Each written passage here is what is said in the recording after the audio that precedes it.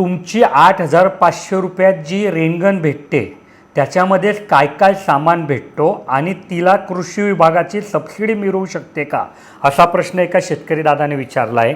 तर बघा, 8,500 रुपयामध्ये आम्ही rain gun stand, pressure meter cock आणि तुमच्या पाईपलाईनची जोडायची यंत्रणा एवढा सामान देतो.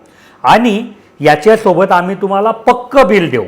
मग आता हे पक्क बिल दाखवून जर तुम्ही तुमच्या तालुका कृषी अधिकारी किंवा जिल्हा कृषी अधिकाऱ्यांना भेटा, जर त्यांच्याकडे तशी काही योजना असेल, बऱ्याच वेळा या छोट्या रकमेकरता तशी योजना असते की अधिकारी त्यांच्या अधिकारात ती सबसिडी मंजूर करू शकतो. जर त्यांच्याकडे तसं काही असेल तर ते तुम्हाला देऊ शकतील.